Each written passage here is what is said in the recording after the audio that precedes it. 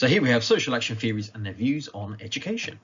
So social action theory, the main thing we need to know that separates it from everything else we've done is that it's a micro study, small scale. It's all about the actions, so individual agency, freedom of individuals, and it's about how they interact with one another. So it's really a social interaction theory. It's not conflict, it's not consensus, and it doesn't look at the role of education, the function of education, as we've seen in previous theories.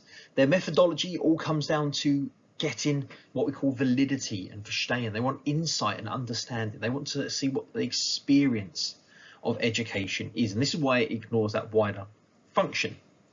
So as we said, the focus is what is going on inside the classroom, inside the school, rather than the outside world and wider society. Social action theories are interested in understanding the meanings, the motivations, the experience, and they want to uncover the processes that are happening inside education, with a particular focus on labelling and teacher-pupil interaction, subcultures, and the organisations of school. Now, the first thinker we have is Rosenthal and Jacobson, on the pair of thinkers. So they looked at what was happening in education, and they really focused on the labelling element of this process. And what they wanted to do was look at how we attach meanings and definitions to an individual. Now, they went into a primary school or a series of schools in 1968, and they conducted a test. They said they had a test to identify kids who would have an academic growth spurt and would spurt ahead. Now, the test was false. It was all about trying to create this idea that they'd done this test. They gave the results to teachers, telling them that they had selected who would be a spurter, but it didn't have any basis in reality. When they went back to look at the school a year later, they found that the kids they'd picked at random to be the spurters, the achievers, were now making significant progress and had improved dramatically. And what it showed was that by telling a teacher that these kids were going to succeed and do well and be high achievers, they became high achievers. And it was all about the way the teacher labelled the pupil, interacted with that pupil, and ultimately the self-fulfilling prophecy that was created by the pupil and teacher. And it all fed into this idea that they would succeed. Ball conducted a study in 1981, again looking at the impact of labelling, but also looking at the idea of banding, streaming and setting.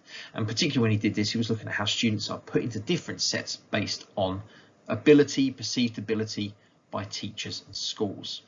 Now, Ball studied one particular school, the Beachside Comprehensive School. And what he found when he looked at this school was that by removing the banding system and streaming, and teaching mixed ability groups, the polarization, the division between students reduced. So the high achieving students and the low achieving students, they didn't separate into high and low. They became more balanced and mixed. And it also saw a decline in anti-school subcultures. However, by removing banding and having a mixed ability group, they saw labeling become more common, and that kind of replaced the banding system as a way of differentiating and dividing the students. Sewell conducted a study in 1998 looking at a selection of London schools. Particularly, he was looking at the relationship between the teachers, the pupils, and particularly the impact of racism and labelling within education. And what he found was that pupils don't just respond in pro and anti-school sort of subcultures, but there is a combination of subcultural responses. So Sewell was trying to look at the idea of students responding to prejudice, racism, particularly in response to this perceived idea of the black machoism identity of young black males in education. And Sewell found that the boys that he interacted, they responded to racist labelling in 4 different ways. So rebels, which were one of the smallest groups, 18% of the pupils, they would be these black macho rebels. So they were sort of anti-school, disruptive, very visible, very prominent in education.